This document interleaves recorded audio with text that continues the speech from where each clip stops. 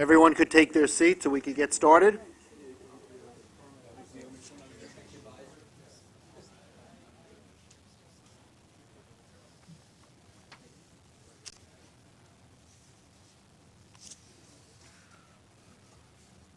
Okay.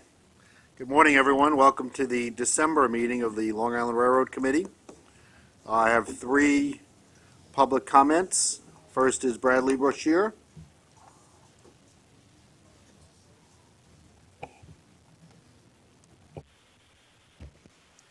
Thank you and good morning. My name is Bradley Brashears, and I'm a transportation planner with the Permanent Citizens Advisory Committee to the MTA. I also co-authored a recent report that we produced on behalf of the New York City Transit Riders Council called the Freedom Ticket, a Southeast Queens Proof of Concept. Our Freedom Ticket proposal enables riders traveling from MTA railroad stations within the city to ride for a reduced rate and have the ability to transfer to subways and buses. We propose that the monthly rate be no more than $215 a month, close to the cost of the express bus rate. We are recommending a 2-tiered New York City fare system that has a standard fare and a premium fare, with subways and buses charging the standard fare and services like express buses and the railroads charging the premium fare. Our proposal addresses 3 key issues: capacity, cost and financing, and implementation strategy. First, we found that during the AM and PM peak periods, there are typically 20,000 empty Long Island Railroad seats passing through Southeast Queens going to and from Penn Station. Additionally, when traveling in Brooklyn, approximately 50% of the seats are empty during both peak periods. Second, basing our calculations on MTA headquarters cost projections, we found that the cost of the Southeast Queens proof of concept to be $4.3 million.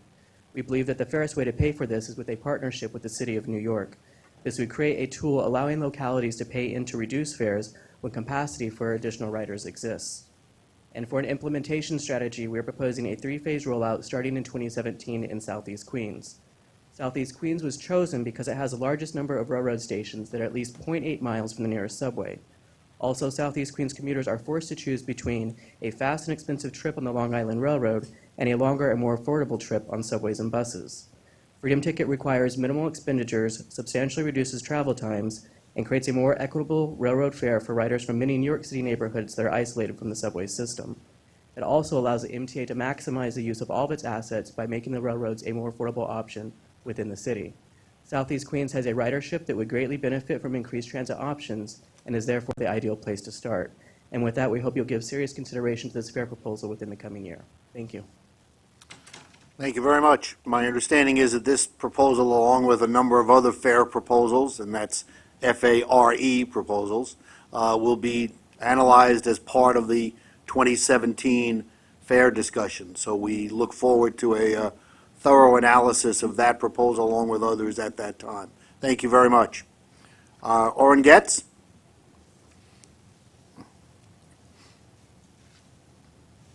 Good morning, ladies and gentlemen, members of the board. My name is Orrin Getz. Real quick, the Gateway project is now moving ahead, hopefully, with some speed. And there is a subsidiary corporation support authority that's being created to handle this project.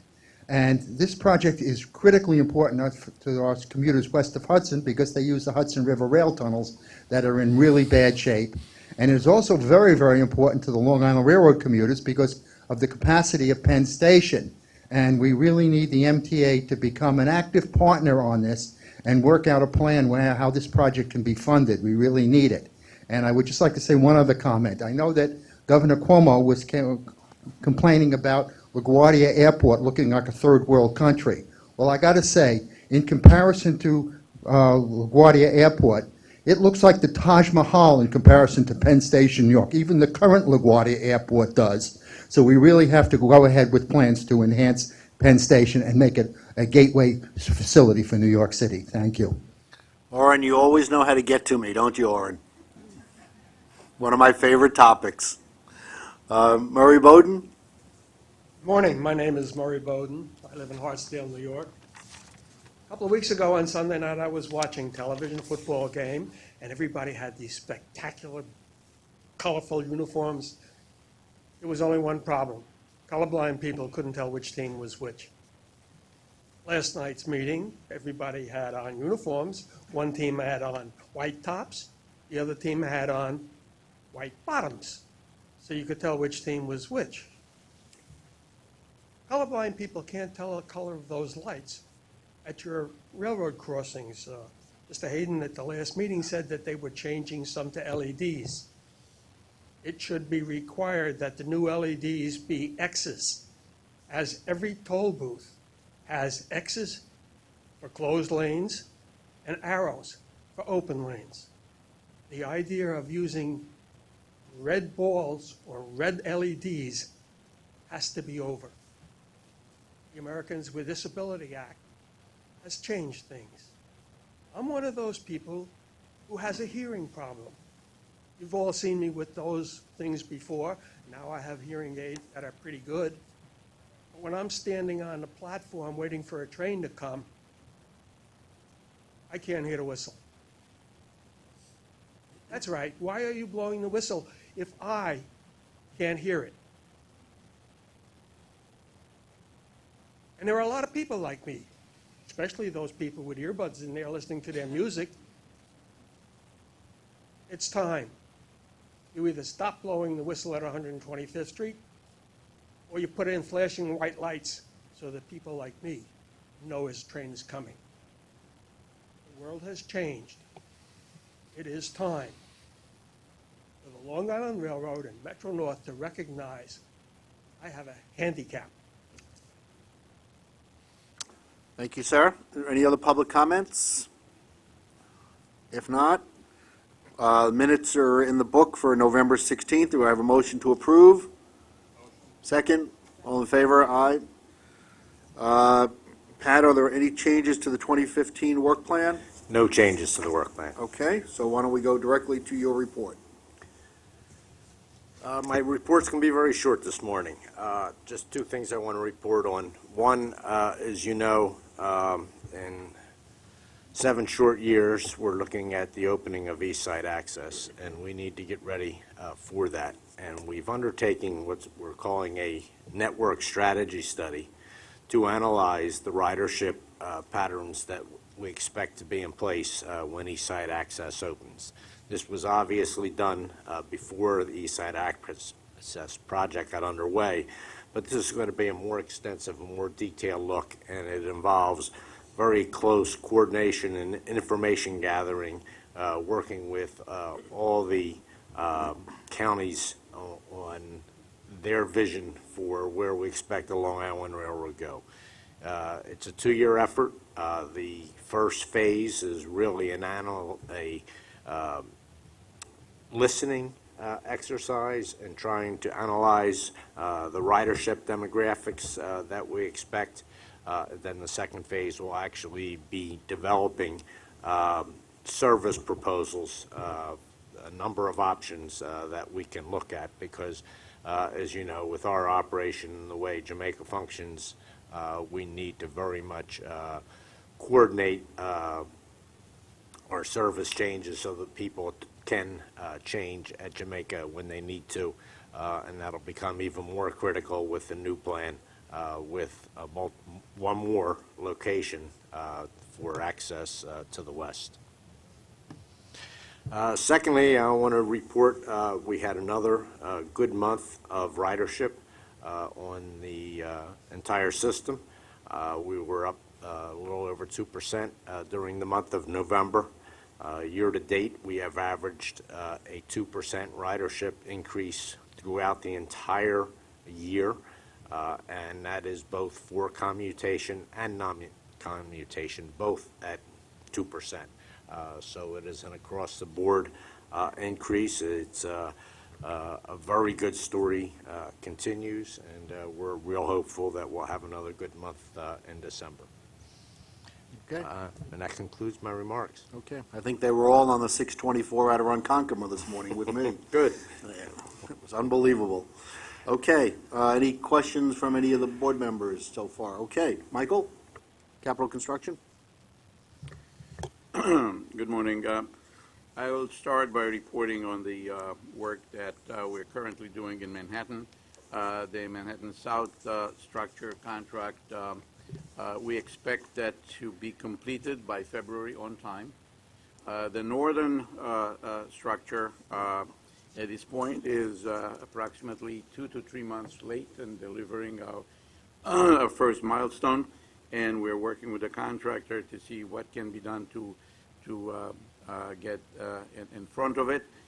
The contract, the large contract that is the Grand Central Terminal Station Coverage and Track, we expect to come to the board in January for the award. And we have actually completed a couple of contracts. One of them is the 54A that is in Harold, the Harold structures. Then we completed in November, and the second one will be completed in the first quarter of 2016. There is another contract that we just completed, and this is the 55th Street vent plant facility. Just wanted to give you a brief. This is a facility that is totally under the street. For quite some time, the street was in effect pretty hard to travel through, and everything is under, as you can see it. It's 150 feet below the street, and this is a picture that was taken before we started to get a sense of what happened. During construction, we needed to close the street in various locations. Thank you. And we reopened the street. As you can see, traffic followed us immediately, so the street now is not only fully occupied, but fully occupied by parked cars. The 55th Street, we had an award, a notice to proceed in September of 2012, and the substantial completion November 20th. And the budget at the award was $56 million, excluding of contingency, and the substantial completion was 57.5. Just a few pictures as to where we are. This is a section, this is the East Plenum. In order to get everything vented, we needed to actually, on the sidewalks, we have gratings all throughout. This is a picture on the egress corridors just facing west under the sidewalk. This is the West Plenum on the other side. You can see how much work was done. This is an air shaft that is going to be able to take the air up, so for ventilation purposes. This is the bottom of the air shaft facing east, so you're looking at that. This is the upper fan room facing east. The lower fan room, so the fan rooms are a very important part of this thing, and this is the facility power substation level facing north. The traction power substation is underground, and you can see the tunnels next to that. Contract 14B is the concourse and facility fit out, and one of the things that we have done actually together with both Pat and Joe to actually break into the Grand Central lower dining by actually, and you can see it right there, the dining concourse connection of the Long Island Railroad passenger concourse. And this is the floor opening that we actually did. This is how it looks during construction. Right now we're breaking through the floor demolition. We're able to do that. This area is totally enclosed. And this is a picture from below. And this will accommodate our escalators. And this is how it looked before the barricade. This is how it looks now. We're going to have all kind of pictorials of how the stairways will look like pretty soon. And this is the rendering of the escalators that will be in place at that particular location. Basically, right now, that's about the progress that I can report on that. And any questions? Neil? Mr. Chairman, I just want to thank you and Michael for the tour that several of us went on in the last, I think it was 3 or 4 weeks ago. Yep. I, at least for myself, have a newfound appreciation for how gargantuan the task you've taken on is, and I I look forward to the year 2022 when, whether I'm working or not, whether I'm on this board or not, I do hope to come visit what you've built down there. So thank you for that tour. That was extraordinary. You're welcome. Yes, thank you. Any other questions on that aspect? And now we just have a safety report from our Chief of Safety. Good morning. In your books on, I don't know what the page actually is, but in your books you see a cumulative safety report for East Side Access that represents over 19 million hours.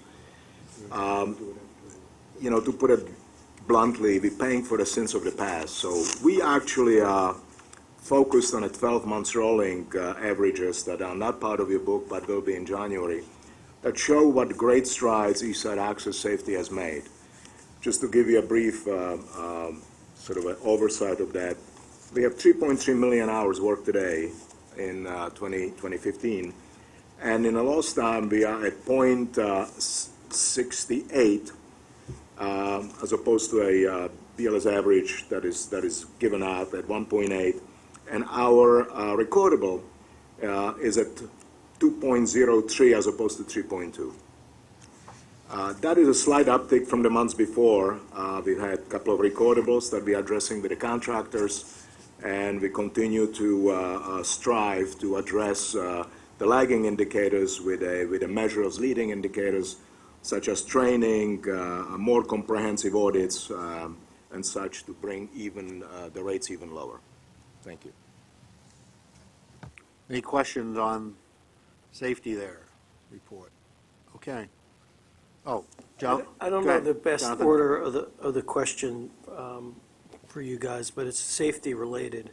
Say, if it's the railroad, we're going to go back and do that now. If it's the MTA Capital Construction, Why don't I wait then? Okay. Thanks. go ahead. Sorry about that. Good morning. We're reporting on our safety performance through the month of October. Our employee and customer injuries are down. You can find those statistics starting on page 91 of your report. We also, on our enhanced safety action update on page 96, our next scheduled safety stand down is January 12th. Our next expansion of our confidential close call reporting program is scheduled for January as well. And through the end of November, we received 72 reports, 15 of which met the criteria for the program. Through the month of November and year-to-date, we've had no non-compliance with our speed and radar checks. And I'd also like to say we had a very successful first-ever customer safety campaign jointly with Amtrak and New Jersey Transit on December 3rd. We launched Let's Travel Safely Together. Long Island Railroad alone, we gave out over 7,400 of the Z cards that I gave you the last time. And we're really focusing on working together to ensure that our customers, whether they're traveling using Amtrak, New Jersey Transit, or Long Island Railroad, are getting the information that they need to navigate safely through Penn Station. The event was such a success that we're looking to do those on a regular basis with the three properties working together, as well as New York City Transit. And I'd be happy to take whatever questions you may have. Jonathan, do you have a question now? Go ahead. Yeah, but I think it might be better for Pat, but Oh, go it's ahead. just a Okay. follow-up question on the enhanced safety action update list. The PTC, and I guess it's the same question for Metro North as well, but as I understand it, the transportation bill provided for an extension, but we have to get something in by the end of the year with respect to notifying them of what we've been doing and why we need an extension and whatever else the statute requires. I just want to make sure or ask if everything is on track for us to submit the appropriate documentation so that we're in compliance with the PTC process. Yeah, the report is actually due sometime in January. Don't quote me on the date, but we are working. The FRA still hasn't issued their requirement as to what's in there, but they've given us a whole lot of hints. So we are compiling the information. It's largely a schedule and forecast of when we expect to do things and submit things to them for approval and that type of stuff. So we will have that report in on time, and there will not, and that's both railroads. We do not see an issue with that, but it is a requirement of the new legislation. We also are required to update that on a periodic basis. We're aware of it, we're on top of it, and we'll get it in when it's required. Will the board get anything, or top? That's a chairman issue. We certainly can make that available. I mean, once you give it to the FRA, it's a public document. Yeah, I think that would Yeah. be either through the individual rail committees or through the safety committee. We should make sure that all the board members get a copy of the report. We can Yeah, I do think, given the Yep. seriousness and the liability issues with respect to Yep. that and the whole process of the new law, that might be helpful. Just that, not that we need to, I have no idea of the length or complication. I don't think we need all of it, but just as informing the board. Thank you. We'll make sure of it. Any other questions? Ira? On the enhanced safety guide, the close call reporting system, it says that only 15 met the criteria. I'm just wondering what the other ones happened and why there's such a low number that actually meets the criteria. So a lot of the reports that we're getting are traditional safety concerns, which the committee, the peer review team has been doing a wonderful job of funneling those to the appropriate already existing committees. There is a very strict criteria as far as what will be accepted as a close call. So out of those 72, roughly 15 were within that category. On the ones that are, it'd be good to see what kind of action we took because of that report. Did we change a policy? Did we change a procedure? It'd be good to, maybe annually, a short report of what we got out of the close call reporting system. I think that'd be a great thing to see because I think it's a great thing, and I think you can get a lot out of it. Yeah, we're getting a lot of positive feedback so far, and we're still evolving. If you recall, we're doing a staged Yeah, I implementation. know. No, I said you're right. You're not everywhere Yeah. yet with it, but it'd be good to see maybe even not to the safety committee. It'd be good to see what we're getting out of it. What procedures do we That change? issue did come up at the safety committee, and David indicated that he would provide that information That's right. from all the agencies as it moved forward, yes. The other question I have is we always hear that we do radar checks, no one's exceeding speed, but I noticed in this last month there were 2 rules violations which caused delays. I just wonder that to me that's a rules violation is very similar to exceeding speed in terms of safety. I mean nothing. Well, I get usually that's a missed signal. An engineer runs a signal. I'm not sure. That's usually what that means, right? And I'm just wondering to me, that's an engineer's not going to run a signal intentionally. I don't think. To me, it means either he's inattentive or something's up with that. And I just wonder what happens as a result of that. Yeah, this month, off the top of my head, I can't tell you what the 2 events were. But certainly a couple months ago, if you remember, we had a minor collision at Jamaica, and that was that situation that you just described where somebody violated a signal. So yes, they can be very bad events to have happen. And all that stuff gets very thoroughly investigated, and then appropriate action, whether it be discipline, corrective measures, advising a whole bunch of employees, all that type of stuff are very thoroughly examined and looked at and implemented. I mean, are they examined for patterns is what I'm concerned with. In other words, there's a rules violation at Harold, there's a rules violation at Harold. It's not just that one engineer. It might be the way the visibility lines are, and maybe because of East Side Access, they couldn't see something changed. They're not fully aware of that type of systems analysis, if you will. Oh, absolutely. I mean, we had a situation where we did re-signalization of the West Side Yard as part of the overbuild project out there. And we had a number of incidents of signal violations, and we worked very closely with amongst our team and the labor organizations, et cetera, to try and discern, is there something in the placement of the signals or something like that made people unaware that they were there, and we did make some changes because of that. So yeah, depending what it is and how it happens, you're always looking at that type of stuff, particularly if you see any type of trend or multiple circumstances or something like that. Sometimes it's a new employee. You look for a lot of different things, try to evaluate a lot of different factors, and take appropriate action depending what you find.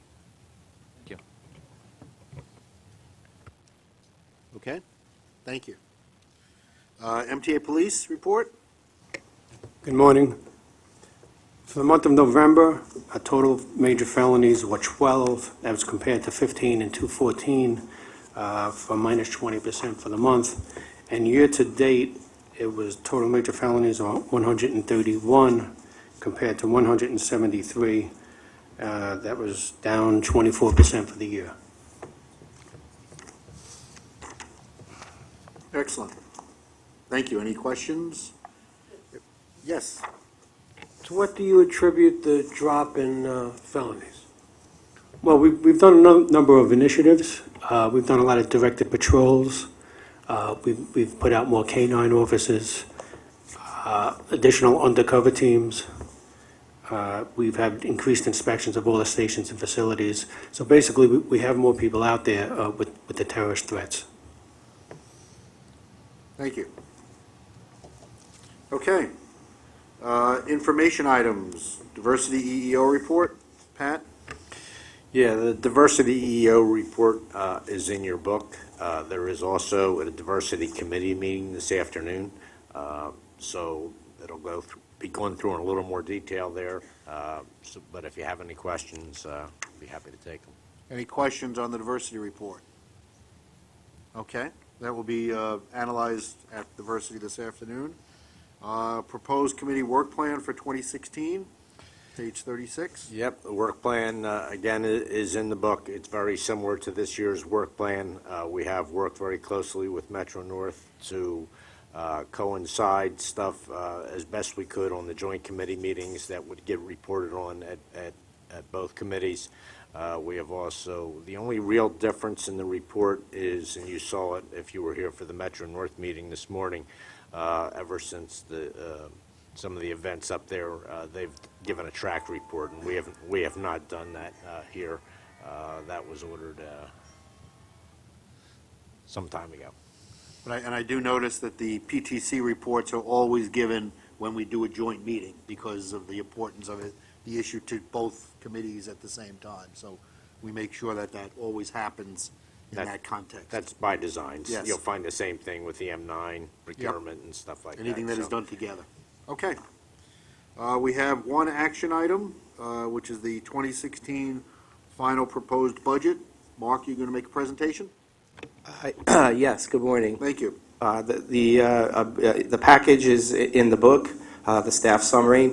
What we thought we'd do is do a brief presentation on some of the key components of the November plan. As you know, and that starts on page 56 in the book as well as on the screen. The November plan that you're voting on today reflects changes to the final forecast for 2015, the final proposed budget for 2016, and of course the four-year financial plan. What it basically is an update to what we presented to you in July to account for new developments, changes that have taken place in the interim period. So we thought it was a good time to just briefly go over some key facts and also highlight a few of the items that are in our financial plan. The first slide up there shows a pie chart. On the left side, it shows our total expenses, and we just wanted to show to you how those expenses are allocated among our departments.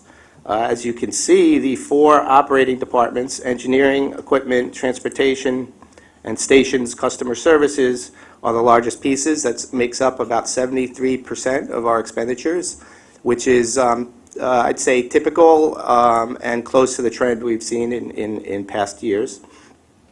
And if you move to the right, you'll see the same dollar amounts for the departments, but I wanted to point out the staffing level, year-end head count.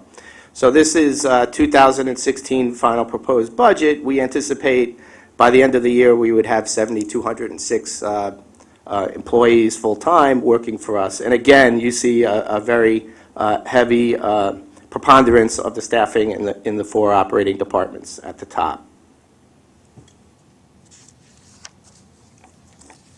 Of course, there's a revenue side to the budget. And this pie chart really shows, really shows the heavy weighting of fare box revenue, of course, to support of our total revenue within the department, within the agency. So our total revenue is $1.12 billion for the year, and $702 million of that is fare box revenue. And that reflects an increase since July. I mentioned that one of the functions of this plan is to update for changes. As you've been hearing through many of the monthly reports, we've seen ridership growth, so that's being reflected in our budget for 2016.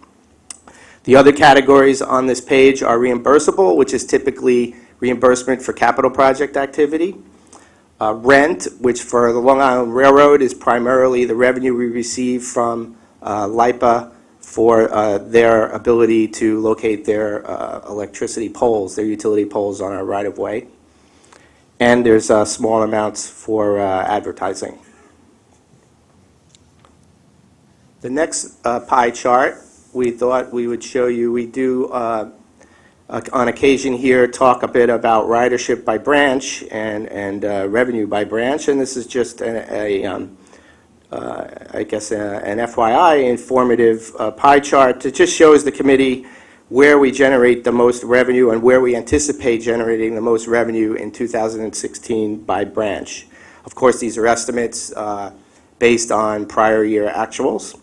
And again, this pie chart, I would say, from last year is similar. The sort of sizes, the respective sizes of the slices are similar to last year, though I will highlight the three areas where we have seen growth that's been better than the system-wide average in 2015, and they're reflected in these numbers, are the City Zone, Port Washington branch, and West Hempstead. Even though West Hempstead is a small dollar amount, it is seeing greater growth than the system-wide average.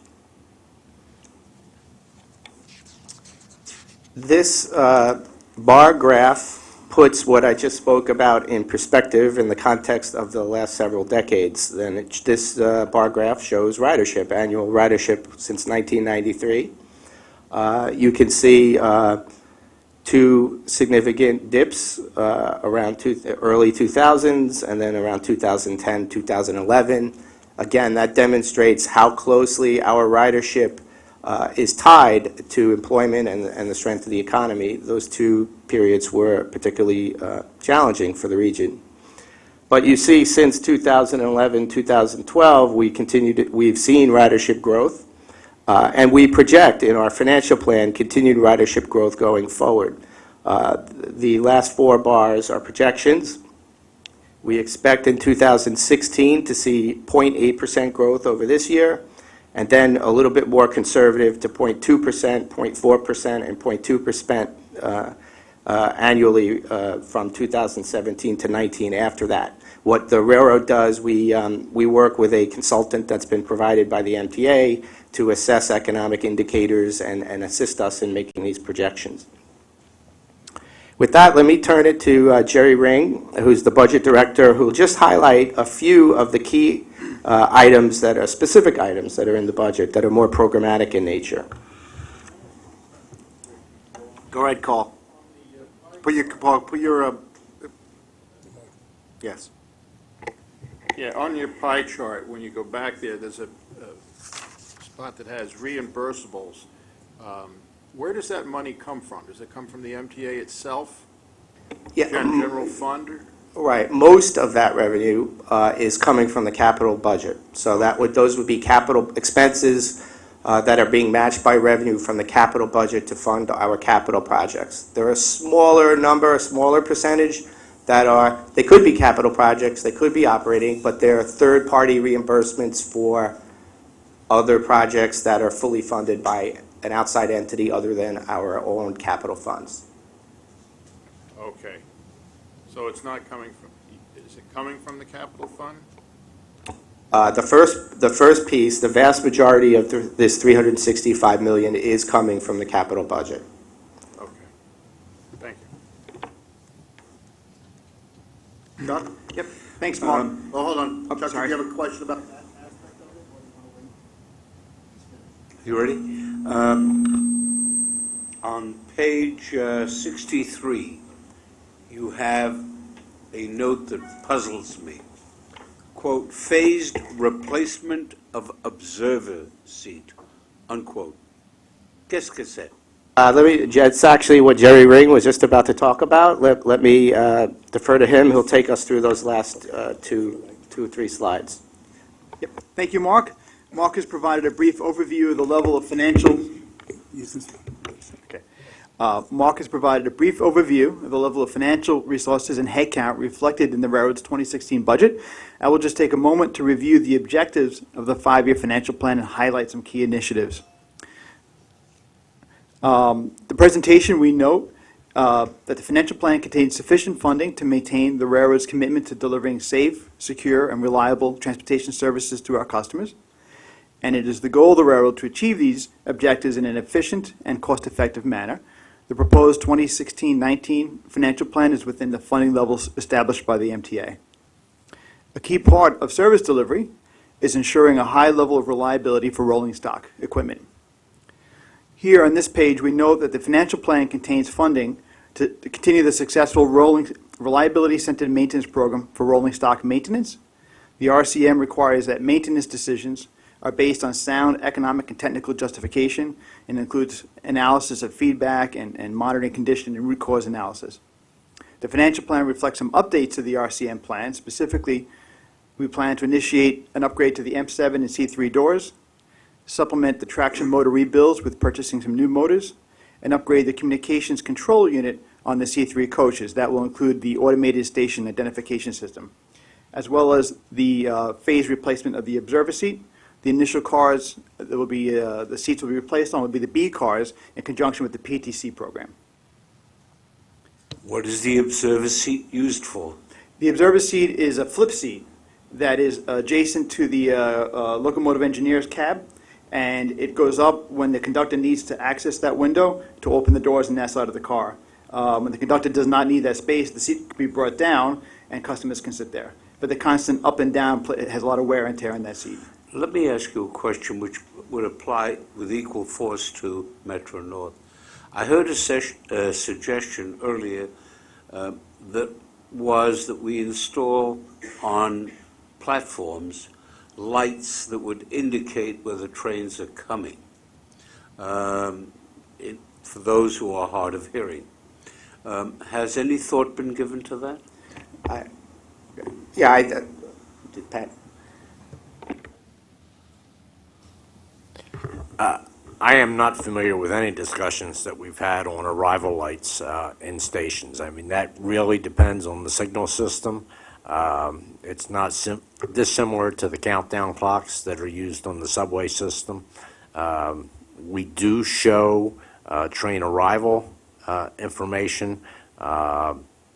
It's based on GPS coordinates as our trains travel through the system.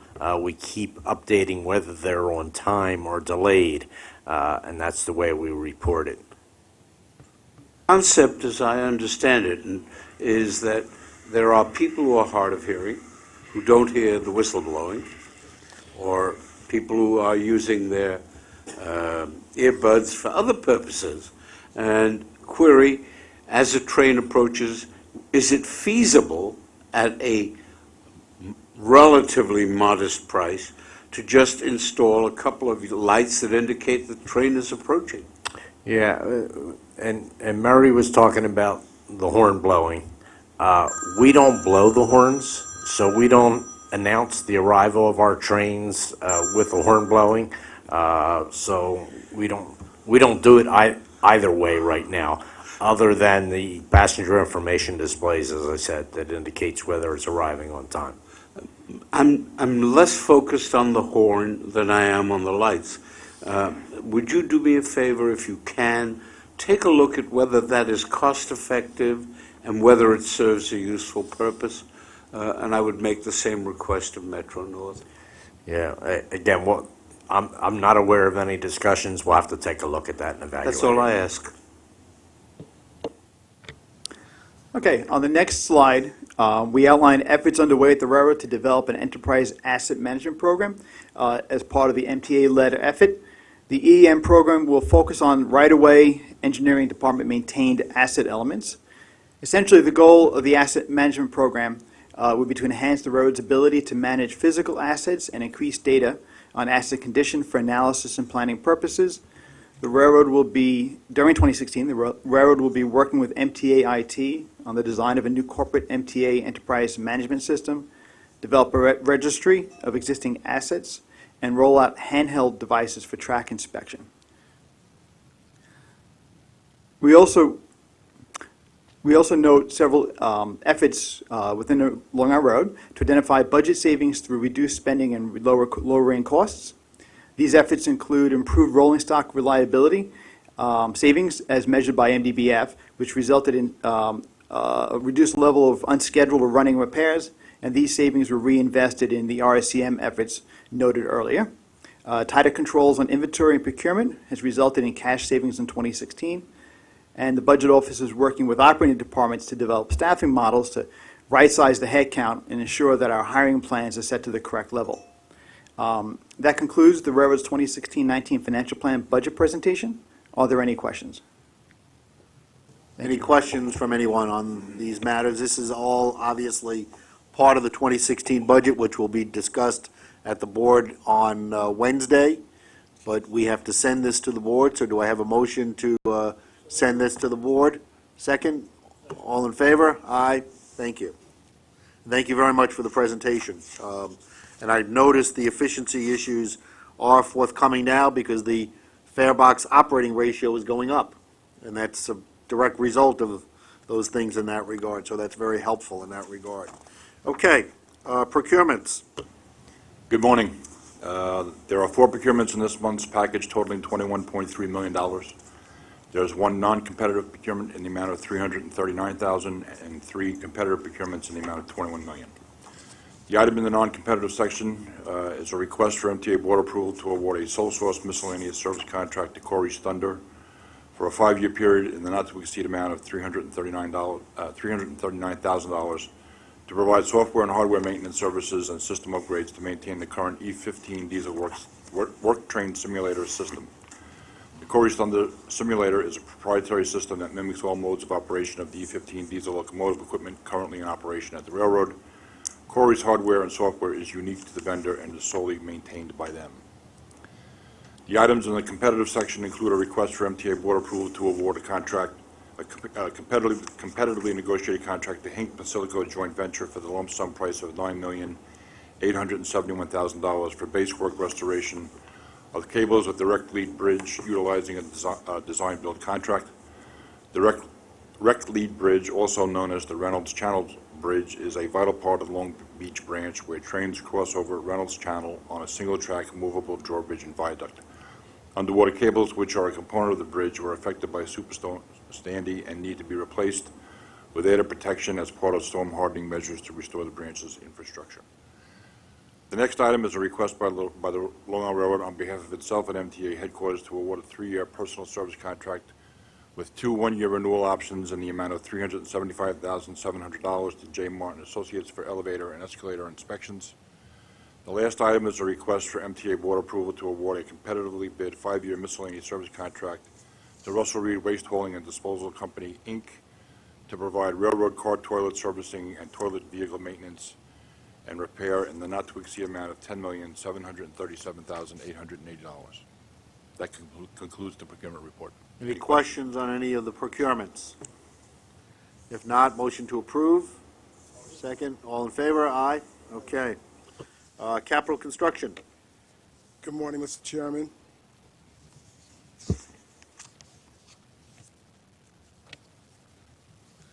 Capital construction package this month consists of 1 item totaling $1.28 million. The item is located on page 81 of the committee book. The item is requesting the ratification of a modification to East Side Access Traction Power Systems Package 4 contract for the furnish and installation of power distribution equipment to receive a single Con Edison feed for a substation, the midday storage yard lead, tunnels, booster fans, and a central instrument location. The item is hereby submitted for your consideration and vote. Any questions on this item? If not, motion to approve. Second, all in favor? Aye. Thank you. All of the performance reports start on page 82. If there are any questions on any of those reports, the staff is here to do so. Chuck? I'd like to take you to pages 88 and 89. I may have missed this previously, but there's a footnote that says the additional standees reflect the impact of reduced train car consists. And my question is, in the past, we've been told those standees frequently have to do with the absence of a turnaround space or the like in Huntington and elsewhere. And now I see that reduced car consists are a significant factor. And my questions are, is this something that is a new or different approach? And B, why are those car consists reduced? The report has always had two different columns in it, programmed and non-programmed, okay? The programmed standees are those where we can't provide more service on the branch, and that gets into the car capacity storage at Huntington, for example.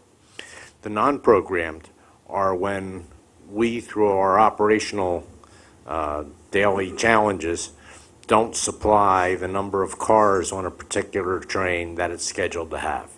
All our consists are, virtually all of them, are multiples of twos. So if it's supposed to be a 12-car consist, which is our largest, and the only train they have available is a 10-car consist, we obviously run the 10-car consist to provide the service. But we're going to encounter standees when we fail to deliver the appropriate number of cars to the train.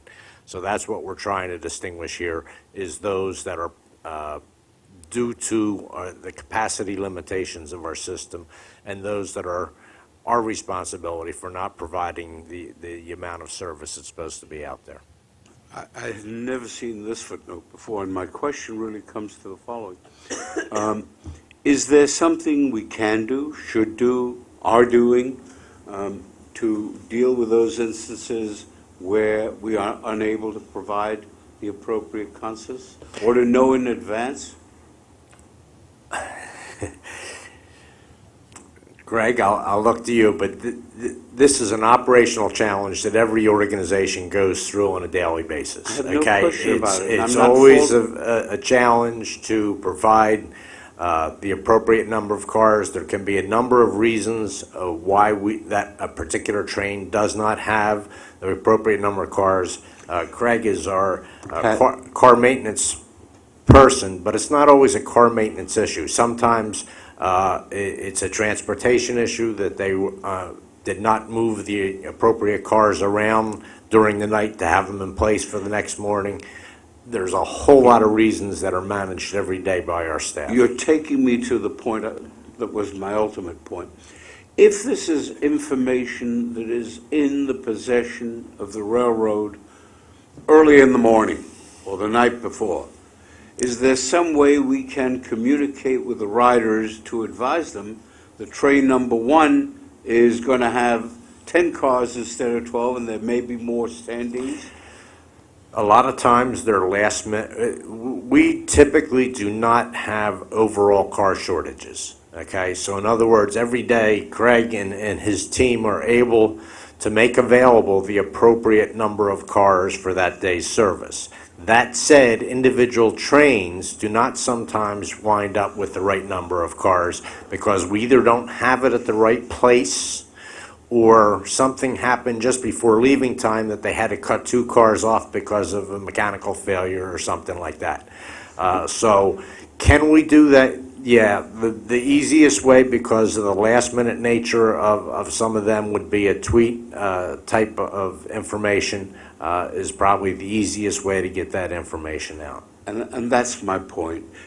If you're going to have that kind of a problem, and if it's possible to communicate it to the passengers, I think that would be a positive event. Let me follow up with a question, because we've had this discussion about the top line, which is the program standees, and now we're talking about the additional standees issue. Are these real people who stand or the perception that people are going to stand? I guess, because those are two different things, and my understanding is, over the years, we do not count standees on each individual train, because otherwise, we'd be yelling at a lot of people as to why they're not sitting in the middle seat, okay? There's seats, they don't want to stand. So we don't count people in that context as standees, because that's their individual choice, not a, we don't have enough seats, you just don't want to sit in the seat we have for you at that point in time. So my question is, But they're still standing. but they're standing, but it's not the railroad's reason they're standing, it's their choice that they're standing. So my question is, on this question, are these real people who stand, or are this the number of people that we believe are going to be on the train divided by the number of seats that we know are on the train? Okay, let me answer that, okay? Remember, we do customer counts twice a year. Right. On every train. Right. So the programmed standees, once they're in there for the next 6 months, and then 6 months later, they'll be updated again. Right. But what we do, when we do those counts, we determine the number of people that are riding each train, so that. Well, we know the number of people who are riding the train on the day we count, and we assume those are the same number of people who are riding the train every day until we count again. Correct. Okay. So that when we have 10 cars as opposed to 12 cars, Right. we're comparing the ridership number from those 6 months and Right. determining how many people would be standing because of our failure to provide enough cars. If they all came and got on the same train. Because if they don't all come and get on the same train, then the number of standees is 0, or whatever the number is in that context. That's an inference on our part that the same number of people are getting on the same train, because we're not counting every Correct. day Does that how many people. Does that same standard apply to the additional standees? Does that same Yes, it applies to method of both. counting It applies apply to both. It applies to both. Yes, it applies to both. Yeah, go ahead, Art. I mean, there's other issues here. There's even loading of a train, which doesn't happen. And that's what we're assuming, even loading of a train, because I've seen trains where there's standees in some cars, and the rear car doesn't have anybody standing. correct. And that train on our list may show that there's no standees. Well, these numbers are averages, too, over a period of time. And it's not just short trains, we also have canceled trains. When you cancel a train, especially during peak period, you're going to have excessive standees on the next train. Right. So I mean, those factors I think we have to think about, too. And the situation here, when you think about whether we have standees, if people are standing, how long they're standing, there's also, you know, there's an issue between west of Jamaica, east of Jamaica. East of Jamaica is a real issue. It's probably someone standing for a much longer period of time. West of Jamaica, you're kind of like, you know, do we have to work? Is that something we should try to address now? I don't think we can. But east of Jamaica, we might be able to do something. I don't know, but that's why it's separated like that. I just want to make that clear.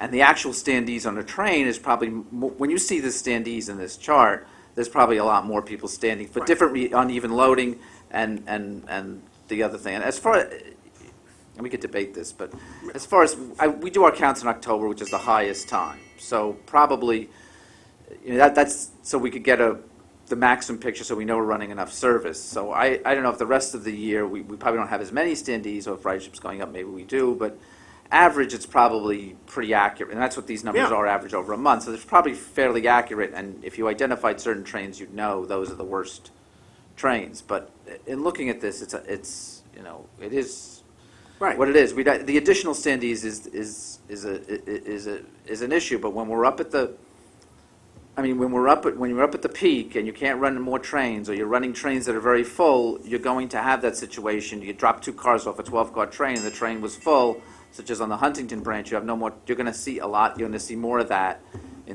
for that branch on this chart, and it's an impact for the past. There's no doubt about it. And you probably could do a survey and ask people, and that probably would be, you know, depending on when the train ran, that would be their top complaint. Well, So we know what's, we all ride the train, okay? We all know there's a difference between not having a seat in the car we get into and not having a seat on the train. Those are two significantly different things. That's no apology. We're all humans. We want a seat in the car we walk into. And if there isn't,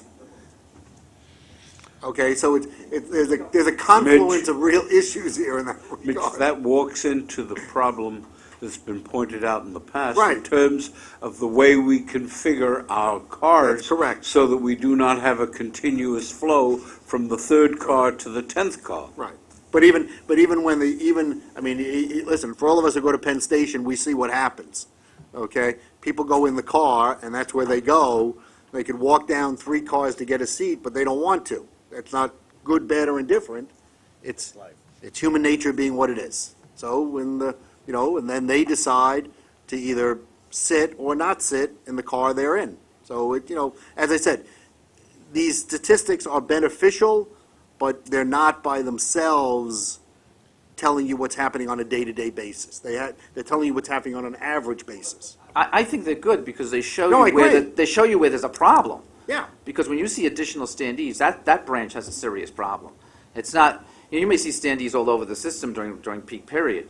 I see standees off peak now, but that doesn't mean that that train is going to show up anywhere in this chart. It shouldn't.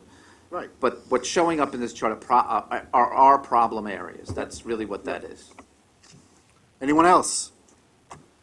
Okay. If not, motion to adjourn. Thank you all very much.